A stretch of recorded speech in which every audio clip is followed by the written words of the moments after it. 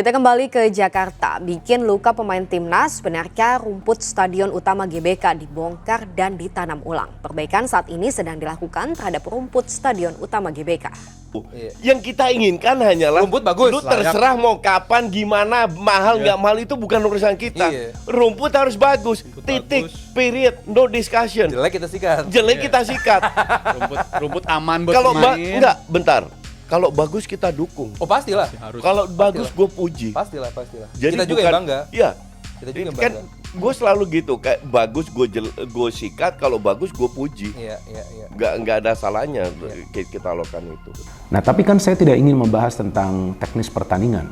Yang saya ingin membahas adalah tentang venue. Nah, venue-nya ini sudah harus ditetapkan. Dan juga sekarang kan yang menjadi masalah adalah dari segi kelayakan. Artinya kelayakan ini bukan lagi dari segi infrastruktur stadion ya, tapi dari segi kualitas rumput. Nah, inilah yang harus benar-benar diperhatikan. Dan yang saya baca beritanya baru tadi pagi, bahwa keputusan akan ada di tangan FIFA. Ya jelas, sekarang ini akan ada di tangan FIFA, karena sekarang ini sudah masuk ke round 3. Ini sudah round yang sekarang mulai disoroti oleh dunia, teman-teman. Walaupun ya memang hanya di level Asia, atau kan ini kan kualifikasi di zona Asia ya. Tapi dunia sudah nanti akan menonton pertandingan-pertandingan dari babak kualifikasi ini. Jadi ya tentu kelayakan rumput itu yang paling penting, supaya para pemain yang nanti main juga terhindar dari resiko cedera. Karena kita tahu ya, bukan soal nanti mereka selebrasi, kemudian mereka nanti cedera, enggak. Bukan soal selebrasi, tapi nanti cara bermain juga akan sangat berpengaruh. Iya dong, sekarang kan timnas kita kan dipenuhi oleh pemain-pemain yang bermain di luar negeri. Nah, mereka biasa bermain dengan kualitas rumput yang bagus gitu. Jadi ya bagi mereka, ya mereka akan bisa memudahkan mengalirkan bola, memanfaatkan umpan-umpan pendek. Nah, untuk memainkan umpan-umpan datar ini diperlukanlah, yang pertama kan lapangan yang memang rata, dan yang kedua ya kualitas rumput. Jangan sampai rumputnya ini nggak layak, jangan sampai rumputnya ini yang terlalu tebal, ya kan. Ini juga harus diperhatikan karena kan flow of the ball itu harus bagus, harus lancar. Dan konon dikabarkan oleh Pak Sekjen tanggal 15, tanggal 18 kemudian 3 hari setelah sidang pada besok ya tanggal 15 itu akan diumumkan. Semoga ini benar-benar ada ya. Saya juga berharap, banyak teman-teman juga sangat berharap sekali bahwa Martin Paes bisa memperkuat tim nasional Indonesia di saat akan menghadapi putaran ketiga pra Piala Dunia zona Asia, karena kita akan berhadapan pertama melawan Arab Saudi di Jeddah di Stadion King Abdullah Sport City, dan kita tidak boleh kehilangan angka. Yang menjadi kunci bagi kita sekarang bukan saja di depan, tapi di penjaga gawang. Sektor penjaga gawang ini yang harus kita dapatkan pemain yang oke. Ya, karena masih banyak meragukan soal Hernando Ari, ya walaupun dia kiper utama kita tapi dengan beberapa kesalahan-kesalahan, sehingga butuh Martin Paes. Semoga Martin Paes ini benar adanya, dia disidang pada besok, sehingga ada pengumuman dan ada kabar bagus. Itu kan menjadi harapan kita semua. Peluang itu pasti dapat, cuman efektif nggak? Nah, ini yang menjadi tanda tanya untuk gue. Karena untuk gue, titik lemah dari timnas kita itu di striker. Kita susah cetak gol. Walaupun Stripe dibilang pemain punya visi, I agree. Masih muda, I agree. But he's not goal getter. Marcelino nggak bisa diharapkan dia cetak gol terus juga. Sekali-sekali oke lah. Witan pun demikian, yang lain Ratnaro demikian. Nah, ini yang susah, bahwa kita ini susah cetak gol. Kita harus create banyak peluang untuk bisa cetak 1 gol. Nah, kalau seandainya efektivitas atau dengan keberuntungan whatever lah, kita bisa memanfaatkan 1-2 gol dengan sedikit peluang yang kita miliki, di belakang main bagus dengan Jay, dengan Justin, dengan Rizky Ridho atau Jordi, whoever lah yang main, itu bisa bagus ya. Mungkin ada miracle, kalau kalah pun sangat tipis, mungkin kita bisa di menit terakhir curi 1 poin, itu yang semua kita harapkan ya. Tapi kita harus realistis bahwa it's just not fair untuk memberi beban seandainya kita kalah, kita kritikin kita. It's not fair, kita memang kalah kualitas. Secara realitas kita tadi udah kalah di semua hal. Jadi kalaupun kalah jangan kalah terlalu banyak. Jangan kalah terlalu banyak. Kalau kita bisa tahan seri, luar biasa. Luar biasa. Kalau kita bisa menang, mujizat. Iya, benar. True. Mujizat. Betul. Ini untuk pertandingan lawan Arab. Betul. Karena ini game pertama, lawan juga tidak mudah. Dalam catatan rekor yang ada kita belum pernah menang. Ya. Bukan soal Yom Ki-hunnya ya, maksud saya yang pertama. Tapi analisis di belakang itunya. Ketika saat ini Sinteyong atau Timnas merekrut pelatih spesialis penyerang atau striker, berarti kan memang ada problem di lini depan. Kan poinnya itu dong. Betul. Kalau nggak ada problem nggak mungkin. Kurang tajam. Yes, kurang tajam, kurang produktif. Misalnya dari cara main kan lebih fokus defend kuat, lalu kemudian ambil bola, lalu kemudian launch attack serangan balik cepat, kan gitu aja. Tapi dari sisi kreativitas, dari sisi ketajaman, dari sisi individual para penyerang, menurut saya sih ada kurangnya. Dan pernyataan atau fakta bahwa merekrut pelatih spesialis ini menunjukkan bahwa itu adalah pengakuan gitu. Pengakuan apa? Pengakuan secara tidak langsung bahwa yes ada masalah, yes tidak maksimal, yes monoton penyerangan, yes tidak kreatif gitu loh.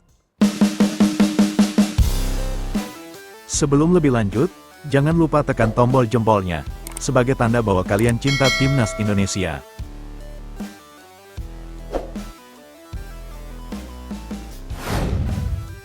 PSSI memastikan persiapan rumput lapangan Stadion Utama Gelora Bung Karno untuk pertandingan Timnas Indonesia vs Australia. Fans sepak bola Indonesia boleh berekspektasi rumput lapangan Stadion Utama GBK akan berada dalam kondisi jauh lebih baik. Stadion peninggalan Presiden Soekarno itu telah ditunjuk menjadi tuan rumah laga kandang kualifikasi Piala Dunia 2026. Partai pertama pada putaran ketiga yaitu laga Timnas Indonesia menghadapi Australia pada tanggal 10 September mendatang. Melihat pengalaman sebelumnya, rumput GBK selalu dalam kondisi buruk saat dipakai para penggawa Garuda. Teranyar, 2 pertandingan putaran kedua pada Juni menunjukkan wajah GBK yang coreng-moreng. Terdapat banyak belang saat kamera televisi menyorot rumput dari jarak jauh, yang seharusnya sepenuhnya hijau. Kapten Timnas Indonesia Asnawi Mangkualam juga secara terbuka mengkritik permukaan lapangan usai laga kontra Irak. Beberapa waktu berselang, pengelolaan GBK sempat viral saat sedang dilakukan penanaman ulang rumput. Pangkal masalahnya adalah pengelola GBK tampak menggunakan peralatan perkebunan biasa, saat stadion kelas dunia lain dirawat dengan cara modern. Kini 1 bulan menjelang Timnas Indonesia bertanding, PSSI melakukan inspeksi ke GBK. Dari gambar yang diunggah PSSI, tampak lapangan sudah lebih hijau dengan minim noda hitam dari jarak jauh. Saya tadi kembali cek kondisi rumput SUGBK, ada perkembangan signifikan, ujar Sekjen PSSI Yunus Nusi. Saya berharap soal kondisi rumput untuk lebih bijak karena saya melihat di media sosial banyak berita yang tidak sesuai dengan fakta. PSSI berterima kasih pada PPK GBK yang berusaha maksimal untuk memasang rumput terbaik jelang pertandingan melawan Australia. Masalah lain yang perlu dihadapi PPK GBK dan PSSI adalah penggunaan stadion untuk event non-sepak bola. Dalam stadion dengan pengelola profesional, rumput lapangan tak akan terganggu setelah dipakai event bukan olahraga. Sebelum dipakai untuk laga Indonesia vs Australia, Stadion Utama GBK akan menggelar hajatan Paus Fransiskus. Patut ditunggu apakah rumput yang terhampar hijau itu bisa bertahan setelah agenda tersebut. Berita selanjutnya, diperbolehkan FIFA bela Timnas Indonesia, Maarten Paes bisa tampil pada kualifikasi Piala Dunia 2026. Timnas Indonesia mendapat kabar gembira karena FIFA telah menyetujui kiper Maarten Paes bermain untuk Merah Putih. Ini berarti kiper yang kini memperkuat Dallas FC ini bisa membela Timnas Indonesia pada kualifikasi Piala Dunia 2026 putaran ketiga yang dimulai September mendatang. Seperti dikabarkan lahatpost.co yang merupakan anggota jaringan Disway dan B-Universe, Indonesia bernapas lega, kiper andalan Maarten Paes bisa bergabung dengan tim Indonesia. FIFA menyetujui proses perpindahan kewarganegaraan Maarten Paes dari Belanda ke Indonesia. Hebatnya, Federasi Sepak Bola Belanda ikut membantu proses Maarten Paes di sidang pengadilan arbitrase CAS FIFA. Setelah mendengarkan keterangan dari PSSI dan Federasi Sepak Bola Belanda, FIFA setuju kiper FC Dallas gabung Indonesia. Sidang Maarten Paes berlangsung di pengadilan arbitrase CAS FIFA Paris. Dari keterangan sidang Maarten Paes, FIFA tinggal memproses administrasi Maarten Paes. Pengumuman resmi dan administrasi Maarten Paes dijadwalkan FIFA paling lambat pada tanggal 18 Agustus tahun 2024. Dengan demikian, penjaga gawang berusia 26 tahun itu bisa ikut berjuang membela Indonesia yang tengah berupaya untuk tampil di Piala Dunia 2026. Pada putaran ketiga ini Indonesia berada di grup C bersama Jepang, Australia, Arab Saudi, Bahrain, dan Tiongkok. Paes sendiri telah mengambil sumpah sebagai warga negara Indonesia pada akhir April tahun 2024. Namun, aksinya membela timnas Indonesia tertunda lantaran dia pernah membela Belanda. Setelah sidang Court of Arbitration for Sport CAS yang digelar tanggal 15 Agustus tahun 2024, dia diperbolehkan membela timnas Indonesia. Di antara negara peserta grup C hanya Indonesia dan Bahrain yang belum pernah tampil di Piala Dunia. Perjuangan Indonesia di kualifikasi Piala Dunia babak ketiga akan dimulai pada tanggal 5 September tahun 2024 dengan bertandang ke Arab Saudi. Indonesia akan memulai aksinya sebagai tuan rumah saat menjamu Australia pada tanggal 10 September tahun 2024 mendatang. Pertandingan terakhir kualifikasi Piala Dunia 2026 akan digelar tanggal 10 Juni tahun 2025 mendatang. Saat itu Indonesia akan bertandang ke Jepang. Juara dan runner-up grup langsung lolos ke putaran final Piala Dunia 2026 yang akan digelar di Amerika Serikat, Kanada, dan Meksiko. Penghuni posisi ketiga dan keempat akan bermain di putaran keempat untuk memperebutkan tiket yang tersisa. PSSI berambisi mewujudkan duet Justin Hubner dan Elkan Bagot. PSSI telah mengirim surat kepada klub Justin dan juga Elkan agar mau melepas pemainnya ke skuad Garuda Muda. Katakan ada tapi pengumuman 18 dia tidak bisa. Harus bertarung lagi ke CAS. Ya, masih panjang lagi tentunya. Kalau bicara CAS panjang, bisa ada 2 bulan, 3 bulan ke depan lagi. Ya tapi oke lah, kita tetap menaruh harapan. Semoga ada kabar-kabar yang baik tentang Martin Paes ini sehingga kita bisa kuat. Ya, pertahanan kita terutama kuat di bawah Mister ini karena punya tinggi di atas 190, punya pengalaman yang oke. Dan STY tentunya sangat berharap juga dengan keberadaan Martin Paes. Tapi kalau tidak ada Martin Paes, ini akan sulit. Ya, akan sulit karena sektor penjaga gawang ini krusial juga. Itu yang membuat saya ini agak was-was juga, ketar-ketir ketika kita tanpa Martin Paes. Apalagi kalau kita tidak ada pergerakan di lini depan kita. Ya, tapi semoga lini depan juga akan ada kejutan dengan adanya pemain grade A yang bisa kita dapatkan untuk bisa bermain di putaran ketiga. Oke, kita berbicara atau kita tunggu nantinya dengan Martin Paes. Kabar terbaik dia. Jadi untuk gue sih, ya gue cuman sekali lagi kita ini cuma netizen. Dari luar. Gue cuman berharap bahwa Elkan Bagot dipanggil, itu aja. Mau dia jadi starter atau enggak itu hak STY. Ya. Tapi dia tetap dipanggil biar squad kita kuat. Kalau ada yang cedera atau nggak perform atau red card atau whatever lah alasannya. Kalau Martin Paes coach udah siap dimainkan belum? Sudah dipanggil belum? Namanya Martin Paes. My bad. Gue pernah denger lagi pas di Amerika tuh Martin Paes, gue lupa. Ya, sudah siap dipanggil atau masih harus nunggu? Gue ketawa nih, ada apa nih? Dia tahu sesuatu nih. Gue ketawa karena gue nggak baca berita terbaru. Jadi gue nggak tahu. DM-an atau apa? Masih on proses. Nggak sedekat itu. Masih proses kan? Ada deadline, tapi dalam waktu dekat lah deadline-nya bakal kita ketahui status dia bakal kayak gimana untuk si Martin Paes ini segala macam. Tapi kalau ngomongin soal kebutuhan, ya gue sih jujur cenderung setuju untuk dipanggilnya Martin Paes ini karena untuk nggak usah loh. Hernando aja setuju. Oh udah ngomong ke coach. Hernando aja setuju. Hernando nggak masalah sama sekali. Justru dia mau belajar dari Martin. Jadi siapa kita untuk nggak setuju? Apa yang ditunggu sih ini proses ini? Apa dokumentasikah atau? Enggak, di KAS kan semua ngantri. Kan kasusnya banyak. KAS itu dunia loh, bukan regional. Iya. Di KAS itu kan diganti. Kalau KAS udah oke, ya FIFA udah nggak bisa apa-apa lagi. Ya walaupun bagi mereka sebetulnya nggak ada masalah, mau main dimanapun itu nggak ada masalah. Dan seandainya bermain di Surabaya juga menurut saya ya bagus juga. Ya kan, cuman saya lebih prefer di GBK. Surabaya oke, lapangannya bagus, ya kan. Saya kan siaran juga itu pertandingan Persebaya lawan PSS Sleman bagus sekali, infrastruktur top, ya kan. Sebelumnya juga dipakai untuk Piala Dunia U17. Tapi dari segi kapasitas kita perlukan kapasitas yang sangat besar. Karena yang kita inginkan agar sebanyak mungkin supporter itu bisa masuk, dan kita tahu sekarang sudah ada banyak sekali supporter baru dari timnas Indonesia yang mendukung habis-habisan. Walaupun yang banyak yang mengatakan mereka adalah supporter FOMO ya, di luar negeri juga sama, banyak sekali supporter FOMO. Yang penting mereka bisa cheer, mereka bisa memberikan semangat kepada para pemain yang bertanding di atas lapangan. Karena jika semakin banyak para supporter kita, itu juga lah yang sedikit banyak akan mengganggu para pemain dari Australia. Saya masih ingat itu pada saat Piala Asia 2007 ya. Itu ada pertandingan Indonesia lawan Arab Saudi dan juga Indonesia lawan Korea Selatan ya di fase grup ya. Ada salah satu teman yang saya kenal, dia bekerja untuk salah satu perusahaan olahraga ya, yang pada saat itu menjadi bagian dari sponsor timnas. Dia berdiri itu di pinggir lapangan walaupun di dekat tribun, ya kan sebagai sponsor kan dia mendapatkan privilege tersebut ya.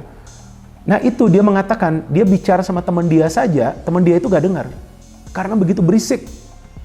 Para penonton yang hadir di tribun, begitu berisik. Nah artinya itu juga akan menyulitkan para pemain dari tim lawan. Nah kalau para pemain kita mungkin ya sudah terbiasa dengan atmosfer seperti itu kan.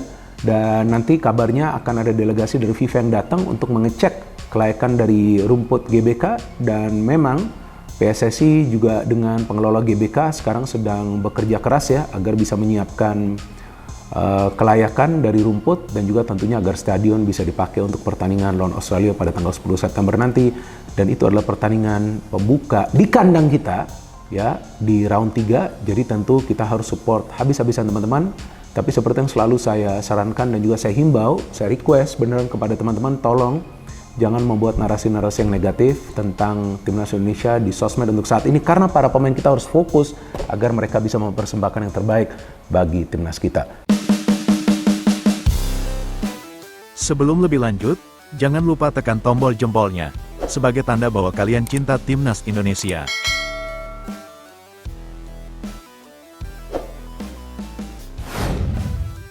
Kehadiran Maarten Paes di Timnas Indonesia menjadi topik hangat di kalangan pengamat sepak bola, terutama menjelang ronde ketiga kualifikasi Piala Dunia 2026. Sayangnya, peluang kiper yang bermain untuk Dallas FC ini untuk membela skuad Garuda melawan Arab Saudi dan Australia semakin menipis. Hingga kini, jadwal sidang CAS Court of Arbitration for Sport yang menjadi penentu kelayakan Paes untuk bermain bagi Indonesia belum jelas, menimbulkan kekhawatiran di kalangan pendukung timnas. Pengamat sepak bola, Bung Ropan, mengungkapkan keraguannya terhadap kehadiran Paes dalam laga penting tersebut. Sekarang masih menjadi tanda tanya, apakah bisa ikut atau tidak Maarten Paes. Belum ada kabar, info terbaru yang A1. Saya sendiri ragu dia bisa lawan Arab dan Australia, ujar Bung Ropan dalam kanal YouTube-nya pada Kamis, tanggal 15 Agustus tahun 2024. Keraguan ini semakin diperkuat oleh kompleksitas regulasi FIFA terkait perpindahan federasi pemain. Meski Paes telah mendapatkan kewarganegaraan Indonesia, ia masih harus melalui proses hukum di CAS untuk dapat membela Timnas Indonesia. Hal ini disebabkan oleh partisipasinya di Timnas Belanda U21 setelah melewati batas usia yang diizinkan oleh FIFA, yang menjadi penghalang dalam karir internasionalnya bersama Indonesia. Sekjen PSSI, Yunus Nusi, sebelumnya mengumumkan bahwa sidang terkait kasus Paes dijadwalkan pada tanggal 15 Agustus tahun 2024, dengan hasil yang diharapkan keluar pada tanggal 18 Agustus. Tanggal 15 Agustus sidang, Maarten Paes. Tanggal 18 pengumuman. Insya Allah kita akan berusaha memenangkan itu, ungkap Yunus Nusi. Namun, berdasarkan penelusuran di laman resmi CAS, tidak ada sidang yang dijadwalkan pada tanggal tersebut, yang semakin memperkeruh situasi. Jika Maarten Paes tidak bisa memperkuat Timnas Indonesia, peluang Indonesia untuk meraih poin melawan Arab Saudi dan Australia akan semakin sulit. Bung Ropan menegaskan bahwa absennya Paes bisa berdampak serius pada hasil pertandingan. Kalau melawan Arab Saudi kalah, itu berbahaya buat kita. Apalagi bertemu lawan lebih kuat, Australia. Paling tidak kalau dapatkan 1 poin enak, tambahnya. Lantas mengapa kehadiran Maarten Paes di Timnas Indonesia begitu penting? Kiper berusia 26 tahun ini telah menunjukkan performa impresif selama berkarir di luar negeri. Paes saat ini bermain untuk FC Dallas di Major League Soccer MLS Amerika Serikat, di mana ia telah menjadi pilar penting tim dengan penampilan konsisten sepanjang musim. Menurut catatan Transfermarkt, Paes telah mencatat lebih dari 100 penampilan profesional di berbagai kompetisi, dengan beberapa kali meraih clean sheet yang membantu timnya meraih kemenangan krusial. Prestasi Paes tidak hanya di klub, tetapi juga di level internasional. Meskipun hanya tampil untuk timnas Belanda U21, pengalamannya di kancah Eropa memberikan bekal berharga bagi timnas Indonesia, terutama dalam menghadapi tim-tim kuat seperti Arab Saudi dan Australia. Kehadirannya di bawah Mister Gawang akan memberikan rasa aman bagi lini pertahanan Indonesia yang sedang berjuang untuk lolos ke Piala Dunia 2026. Di sisi lain, absennya Maarten Paes juga membuka peluang bagi kiper lain di timnas Indonesia untuk menunjukkan kemampuan mereka. Namun, dengan pengalaman dan kualitas yang dimiliki Paes, kehadirannya jelas menjadi keuntungan besar bagi skuad Garuda. Bung Ropan menambahkan bahwa jika Paes tidak bisa tampil, pelatih Sintayong harus mencari strategi alternatif untuk menjaga keseimbangan tim, terutama saat menghadapi lawan yang lebih kuat. Bagi PSSI, kasus ini menjadi ujian besar dalam upaya mereka memperkuat timnas Indonesia dengan pemain naturalisasi berkualitas. Sukses atau gagalnya Paes dalam memperkuat timnas Indonesia tidak hanya berdampak pada hasil kualifikasi Piala Dunia. Akan tetapi juga pada upaya jangka panjang Indonesia untuk meningkatkan kualitas sepak bola nasional di panggung internasional. Dengan semua ketidakpastian yang ada, para penggemar timnas Indonesia hanya bisa berharap agar kasus ini dapat diselesaikan dengan baik dan Paes bisa segera bergabung dengan skuad Garuda. Hasil sidang CAS yang ditunggu-tunggu akan menjadi penentu nasib Paes di timnas Indonesia, dan menjadi momen penting dalam perjalanan Indonesia menuju Piala Dunia 2026. Berita selanjutnya, Sintayong panggil Elkan Bagot setelah Jordi Amat dan Justin Hubner dipastikan absen di laga timnas Indonesia vs Arab Saudi.